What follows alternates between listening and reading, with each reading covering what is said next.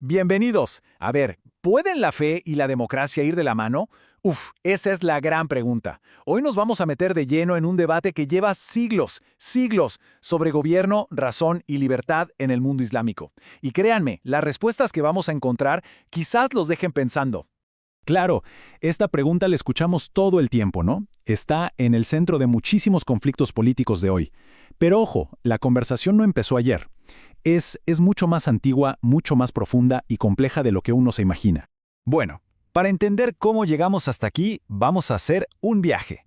Un recorrido por 5 momentos clave de esta historia. Vamos a hablar de los ecos de Platón en el Islam, de cómo renació el debate, de la diferencia entre islamistas y demócratas musulmanes, también del argumento reformista y finalmente de las barreras que todavía existen para la democracia. Empezamos como quien dice hace más de 1000 años. Muy bien, primera parada, la Edad Media, pero no la que se imaginan. Esta es la edad de oro de la razón en el mundo islámico. Aquí es donde filósofos como Al-Farabi, un verdadero gigante, se pusieron a leer a los griegos, a Platón, para tratar de imaginar cómo sería el estado perfecto. O sea, ya estaban conectando la razón y el gobierno de formas que son de verdad fascinantes.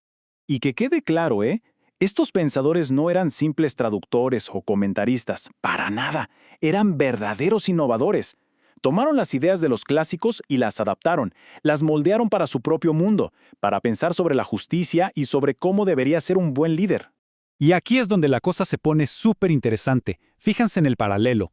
Por un lado, Platón con su rey filósofo, alguien que entiende la justicia y el bien, ¿no? Y por otro, Al-Farabi con su líder virtuoso, cuyo entendimiento viene de la revelación divina, pero también de la razón pura. Ambos, en el fondo, hablan de un estado gobernado por la sabiduría. ¡Increíble! Esto nos muestra que desde muy temprano ya existía esta idea de unir razón y gobierno en el pensamiento islámico. Pero, y aquí viene el pero, después de estos gigantes, Al-Farabi en el 900, Averroes en el 1100, algo pasó. Esa conversación sobre la democracia, esa búsqueda filosófica simplemente se apagó. Se desvaneció por siglos. Fue como si un hilo de pensamiento se hubiera perdido en el tiempo hasta el siglo XIX. Ok, ahora avancemos rápido en el tiempo. Vámonos hasta el siglo XIX.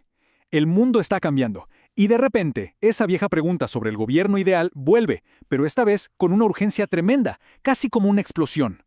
Resulta que la influencia de la Revolución Francesa llega a todo el mundo, y con ella, ideas como gobierno constitucional, la soberanía del pueblo, ¡pum! Esto desata un debate importantísimo en el mundo islámico.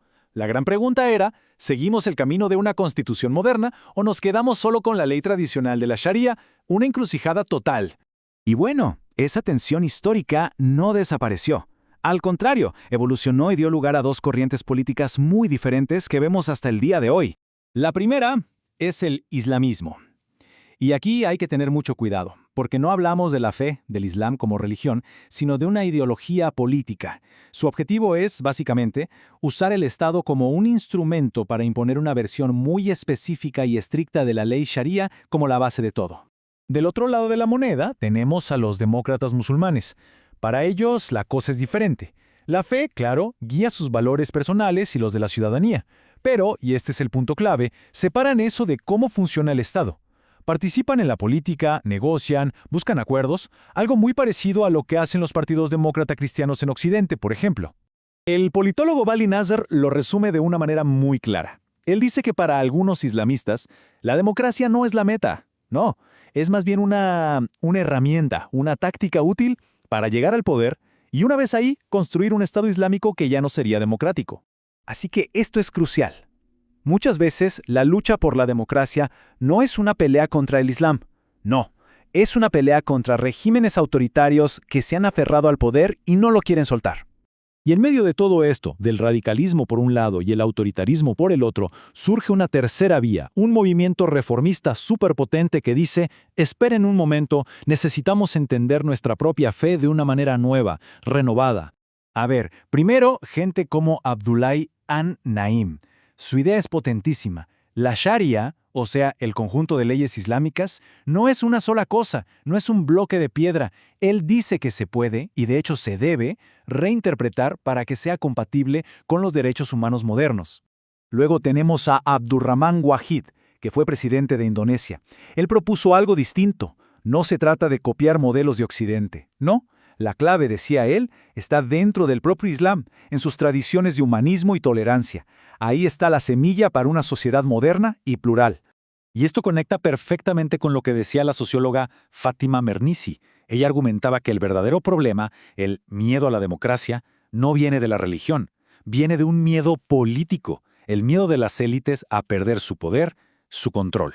O sea, si resumimos, el objetivo de todos estos reformadores es claro. Hay que desarrollar una nueva forma de leer e interpretar el Corán, una que se alinee con la democracia. ¿Para qué? Para separar la religión de los abusos de poder y en última instancia argumentar que es la propia democracia la que mejor protege a la fe de la corrupción del Estado. Pero claro, una cosa son las ideas, los argumentos filosóficos, que son muy potentes, ¿eh? Y otra cosa son las barreras que existen en el mundo real, las barreras de poder, de privilegio y de política. Porque al final, no se trata solo de ideas, se trata de quién tiene el poder. Entonces, ¿cuál es el verdadero freno a la democracia en muchos de estos países? La evidencia apunta a que no es el Islam como tal. No, la resistencia viene, como dicen Jamal y Tesler, de los intereses de una clase política que está dedicada a conservar su poder y sus privilegios, tanto a nivel local como, a veces, con apoyo de alianzas externas. Y esto crea un círculo vicioso, es un ciclo de autoritarismo. Miren, primero, las élites quieren mantener su poder. Segundo, ¿cómo lo justifican?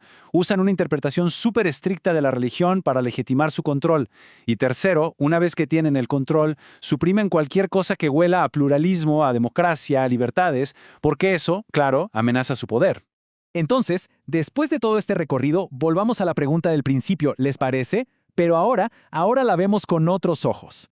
El verdadero desafío es reconciliar Islam y democracia, o quizás, solo quizás, el verdadero desafío es separar el poder político de cualquier ideología que se crea absoluta, ya sea religiosa o secular. Quizás la lucha de fondo, en todas partes, es asegurar que nadie, absolutamente nadie, pueda usar una idea, por sagrada que sea, para justificar el poder absoluto y aplastar la libertad humana.